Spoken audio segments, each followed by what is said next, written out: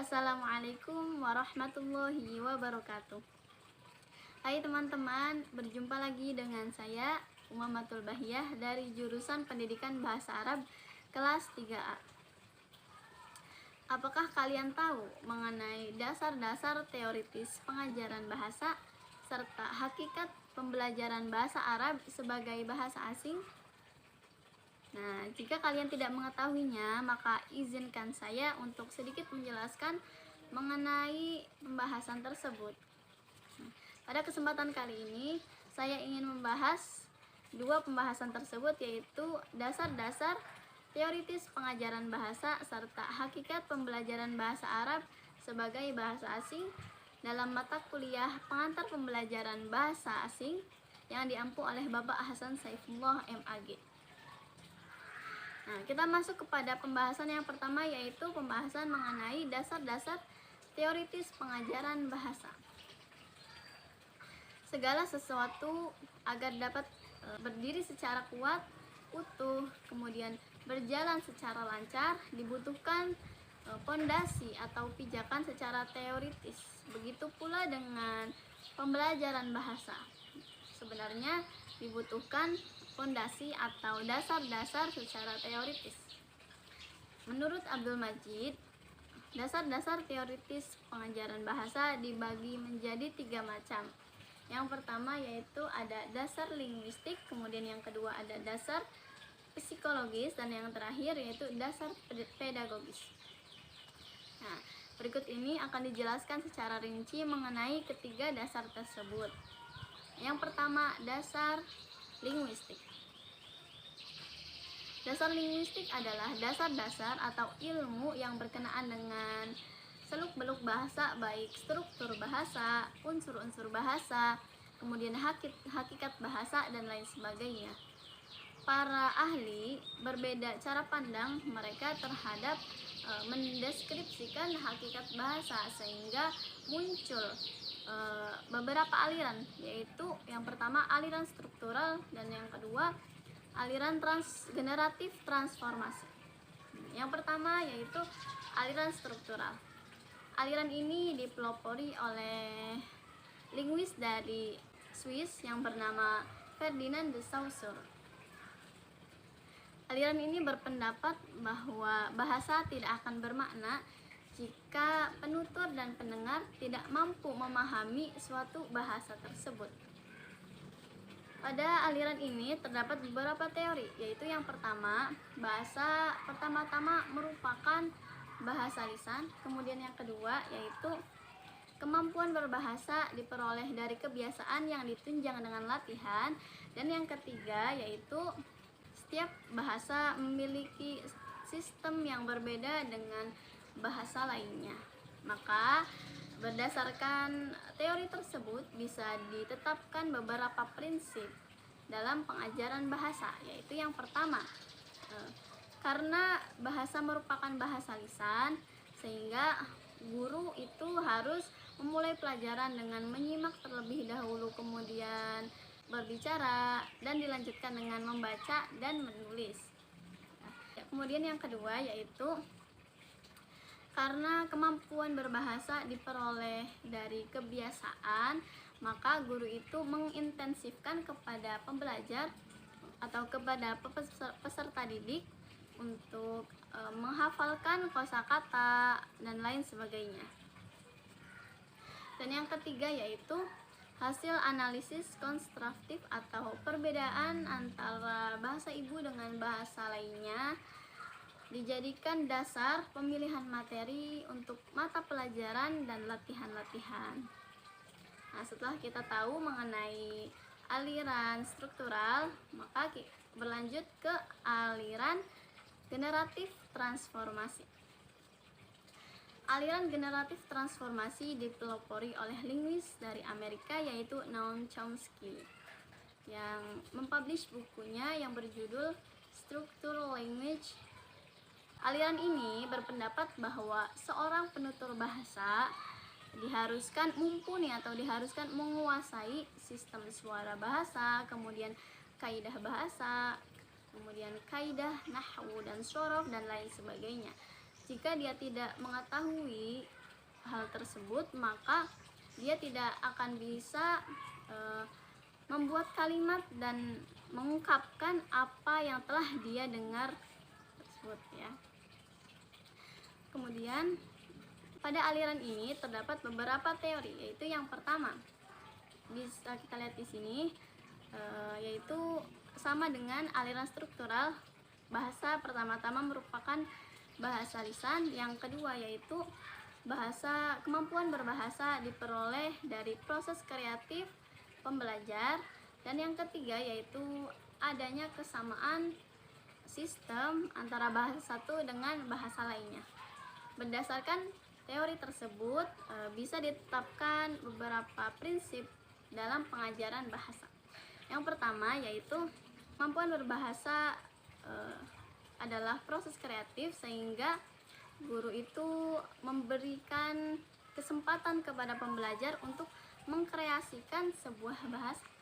Kemudian yang kedua yaitu pemilihan materi bukan berdasarkan hasil analisis konstruktif, melainkan kepada penguasaan fungsi-fungsi bahasa. Dan yang ketiga, kaidah nahwu diberikan sepanjang diperlukan oleh pembelajar untuk mengkreasikan bahasa. Setelah kita mengetahui apa saja yang terdapat dalam dasar linguistik, maka kita beralih ke dasar yang kedua, yaitu dasar psikologis. Dasar psikologis adalah dasar-dasar atau ilmu yang berkenaan dengan kejiwaan peserta didik, atau bisa dikatakan bagaimana seseorang belajar bahasa. Para ahli psikolog berpendapat atau sepakat bahwa dalam proses pembelajaran itu terdapat dua faktor, yaitu yang pertama faktor internal dan yang kedua yaitu faktor eksternal. Faktor internal adalah segala sesuatu yang dapat mempengaruhi proses pembelajaran yang bersumber dari dalam diri peserta didik. Contohnya minat, bakat, kemudian kemampuan, pengalaman, dan lain sebagainya.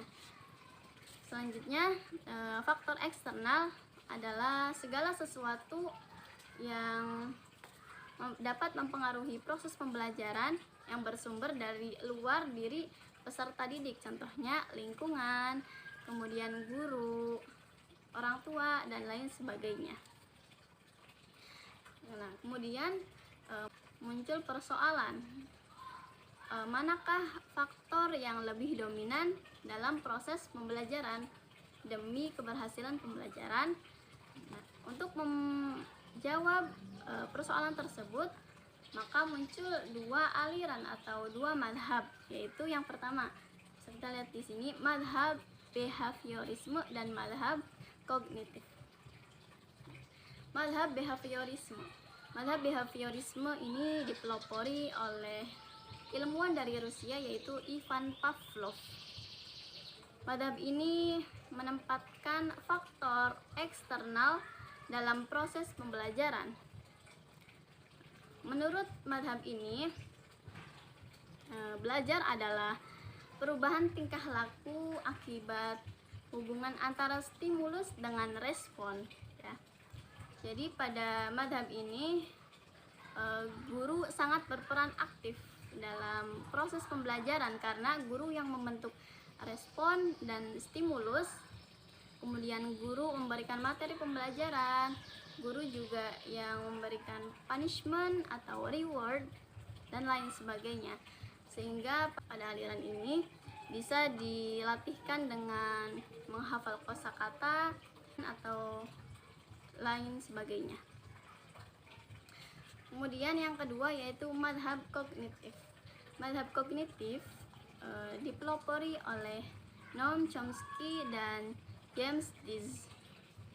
Pada madhab ini menempatkan faktor internal dalam proses pembelajaran, karena pada madhab ini menegaskan bahwa pentingnya keaktifan pembelajar.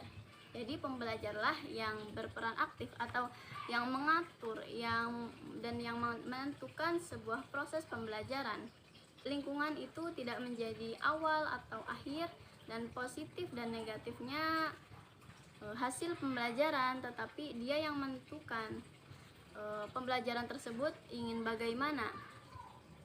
Pada madhab ini, ketika pembelajar mendapatkan stimulus dari lingkungannya, kemudian dia itu memilih stimulus tersebut sesuai dengan minat dan kebutuhannya, kemudian dia itu menghubungkan atau menginterpretasikan dengan pengalamannya terdahulu, lalu dia baru merespon stimulus tersebut. Nah, setelah kita mengetahui dasar psikologis, kita beralih ke dasar teoritis yang ketiga, yaitu dasar pedagogis. Dasar pedagogis adalah dasar-dasar atau ilmu yang berkenaan dengan metode atau cara yang digunakan oleh guru untuk mengajarkan peserta didik. Dalam metode pedagogis, guru itu yang bertanggung jawab bagaimana proses belajar. Jadi apa yang akan dipelajari, kemudian bagaimana ia akan dipelajari, dan kapan ia akan dipelajari, itu semua tanggung jawab guru. Jadi guru itu sangat berperan aktif dalam dasar ini, yaitu seperti guru menyiapkan bahan materi, kemudian guru yang berperan aktif dalam proses pembelajaran. Kita masuk kepada pembahasan yang terakhir, yaitu pembelajaran bahasa Arab sebagai bahasa asing.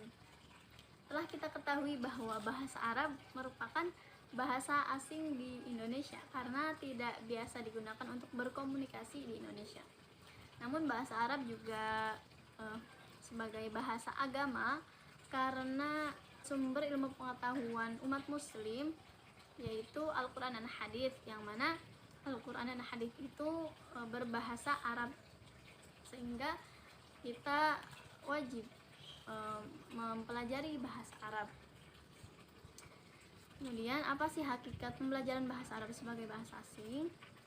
Pembelajaran bahasa Arab sebagai bahasa asing itu untuk menumbuhkan keterampilan siswa dalam berbahasa asing.